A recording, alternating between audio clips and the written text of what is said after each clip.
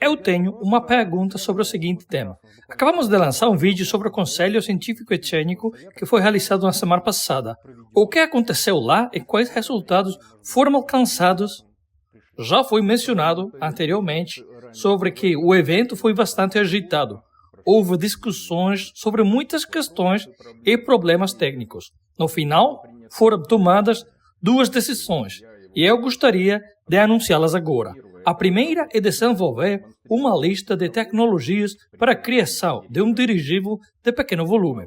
A propósito, um nome preliminar foi aceito. O dirigível será chamado Nova 2. Nova já sabemos por quê. E 2 porque seu volume será em torno dos 2.000 metros cúbicos. Portanto, esse nome foi escolhido. Nova 2. E essas tecnologias serão testadas tanto no próprio dirigível quanto em maquetas e desenhos. E a segunda decisão, é necessário desenvolver os requisitos técnicos para esse dirigível Nova 2, elaborar seus baseamentos e apresentar no final do mês para que sejam aprovados e possamos avançar à seguinte etapa, que a próxima etapa é o desenvolvimento do esboço do projeto. Depois, como de costume, será elaborada a documentação relativa a ele, e isso já envolve a emissão de tarefas para os colaboradores e o trabalho em cooperação, que ocorrerá também nesta etapa e que já está ocorrendo agora. Mas tudo deve estar completamente formado na fase da documentação, e todos devem trabalhar juntos para que possamos desenvolver o aparelho dentro de um ano, como estamos prevendo. Bem, pelo menos ter um protótipo preparado para fazer alguns testes em solo e também com voos. Isso é o que foi acordado no Conselho Científico e Técnico. Por favor, diga-me mais sobre este Conselho Científico e Técnico. Ou seja, qual é o seu principal objetivo? Aprovar a direção do desenvolvimento, certo? Sim, fizemos o planejamento por etapas. Até agora, na reunião anterior, tomamos duas decisões: desenvolver uma lista e elaborar os requisitos técnicos necessários. Agora, já essa lista foi desenvolvida e posso dizer o que queremos desse aparelho Nova 2, o nosso dirigível. Bem, em primeiro lugar, é um aparelho pequeno, com volume entre 2 e 2.500 metros cúbicos. Nesse intervalo, provavelmente, mais próximo dos 2.000. É porque isso, queremos que esse aparelho, esse dirigível, não ultrapasse os 12 metros de altura. Isso permitirá que ele passe por portas de hangares aeronáuticos padrão. Ou seja, seremos capazes de fazer mantenimento ou encher com gás praticamente em qualquer lugar onde haja um aeroporto, onde faça manutenção desse tipo de aviões, pois 12 metros é o tamanho padrão. Ali podemos realizar testes, voos e até mesmo depois estacionar o dirigível. Esse é um dos nossos principais requisitos básicos. Não ter de criar ou construir novos hangares nesta fase. Com base nisso, quais são os requisitos para esse dirigível? Os volumes. Esperamos que ele tenha uma capacidade de carga de até 500 kg e uma autonomia de voo de pelo menos 500 km. Ou seja, é uma aeronave de 500 por 500. Mas essa capacidade de 500 kg de carga é para a versão não tripulada. O que planejamos para essa aeronave e o que queremos desenvolver? Em primeiro lugar, o nosso projeto para o dirigível deve ter 3 vetores de desenvolvimento. A primeira é a versão tripulada, que pode se tornar uma aeronave de turismo com capacidade para até 6 assentos. Ou seja, estamos falando de um piloto e 5 passageiros com ele. É assim que gostaríamos de planejar. Ao mesmo tempo, pensamos que vamos precisar obter um certificado especial se quisermos voar com passageiros a bordo da aeronave. Sim, isto pode ser tipo uma classe VIP com menos pessoas, ou também é possível uma versão turística normal. A duração do voo não será longa, mas será suficiente. Estamos planejando cerca de 2 horas. Ou seja, essa é uma opção comercial para o uso dessa aeronave em desenvolvimento. E esperamos que ela seja comercialmente bem-sucedida, dependendo do preço com que fabricarmos. A próxima questão é que ainda estamos lidando com uma aeronave demonstradora e queremos fazer que a versão tripulada se torne não tripulada e desenvolver nela o esquema de voo não tripulado. Queremos que o dirigível possa decolar, voar ao longo da rota e se pousar sem estar tripulado. Mas isso não acontecerá no primeiro ano, porque criar um dirigível não tripulado é muito mais complicado, pois o piloto assume muitas funções e o sistema automático de controle precisa ser desenvolvido ainda.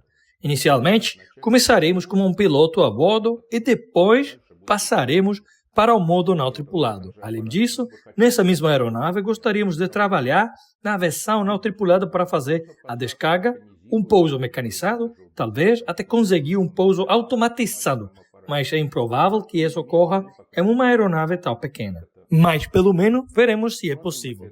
Além disso, gostaríamos muito de trabalhar com esse aparelho que estamos desenvolvendo em um mecanismo de atracagem como o mínimo do pessoal de terra, ou até mesmo sem pessoal. Ou seja, isso deve ser trabalhado tanto na versão tripulada quanto na versão não tripulada. Eu estou listando quais tecnologias queremos demonstrar. O primeiro ponto é a implementação das exigências do Conselho Técnico. O próximo ponto é que queremos observar a maniobrabilidade em baixas velocidades. Porque, digamos assim, planejamos instalar um sistema semelhante ao que é colocado nos dirigíveis tradicionais, um dispositivo de manobra.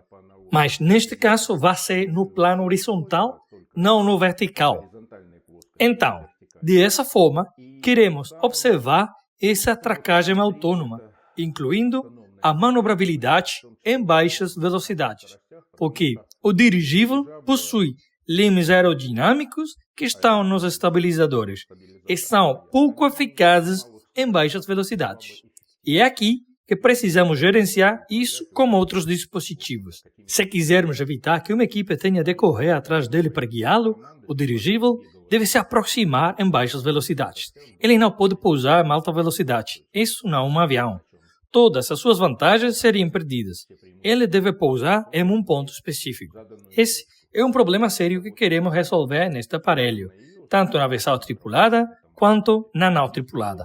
A mesma coisa se aplica à tecnologia de movimentação do dirigível no terreno, ou seja, para que não haja muitas pessoas envolvidas. Também estamos trabalhando na tecnologia para mantê-lo no solo com ventos de até 35 metros por segundo, ou seja, com ventos de furacão, o dirigível deve se manter no solo sem precisar de um hangar. E, em terceiro lugar, isso já é uma tarefa que estamos estabelecendo para nós mesmos. Queremos fabricar parte dos componentes, em particular do sistema de ar e gás, por meio de tecnologias aditivas e impressão 3D. Já estamos iniciando com isso. Essas são as tecnologias que queremos desenvolver neste aparelho. Paralelamente, dentro da empresa nova, foi criado um centro de engenharia que deve implementar essas tarefas que já foram decididas e estabelecidas. Atualmente, o chefe do centro é Fyodor. Ele tem 2 vice-chefes, Vadim Vassilievich Zubkevich e eu. Eu cuido mais da parte relativa à organização, enquanto Zubkevich cuida mais da parte técnica. Neste estágio, está planejado criar um centro de engenharia técnica, que é uma espécie de precursor do escritório de design que deve ser construído, mas ainda não estamos lá. Por enquanto, decidimos criar um centro de engenharia. Mas, pelo momento, posso dizer que já estão aprovados 6 departamentos, uma espécie de prototipo do centro. O primeiro departamento é o encarregado de conceitos gerais e cascas. Este departamento está encarregado do projeto, onde são desenvolvidas ideias e, em geral, as principais tecnologias e conceitos básicos para levar adiante nosso projeto. O próximo departamento é de cálculos de teoria, É claro que lá se trata de aerodinâmica, dinâmica, resistência, aerostática, cargas e quaisquer cálculos que precisarem ser realizados. O próximo é o departamento de design, que é responsável pela construção dos agregados, ou seja, o desenvolvimento de todos os componentes da casca, estrutura, superfícies e assim por diante. Algumas coisas serão compradas a outras empresas, mas outras nós desenvolveremos internamente. O próximo departamento é o encarregado do equipamento a bordo, ou seja, tudo o que é relativo ao desenvolvimento de equipamento de pilotagem e navegação, comunicação, eletricidade. Ou seja, esse é o escopo desse departamento. Eles estão encarregados de todo o suporte ao dirigível. E há também o departamento de documentação técnica e certificação. E por último, temos também o departamento de documentação técnica e certificação. Precisaremos emitir manuais de operação de voo, manuais de operação geral, formulários, controle normativo, arquivos e questões de certificação. Tudo isso estará neste departamento.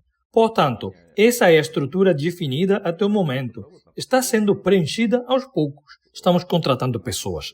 Algumas para trabalho permanente, outras para trabalho parcial. E algumas estarão em regime de outsourcing. Esse processo de organização está ocorrendo junto com a elaboração dos requisitos para o dirigível. Atualmente, podemos dizer que já temos cerca de 10 pessoas colaborando conosco. Além disso, está em andamento a equipagem dos locais de trabalho.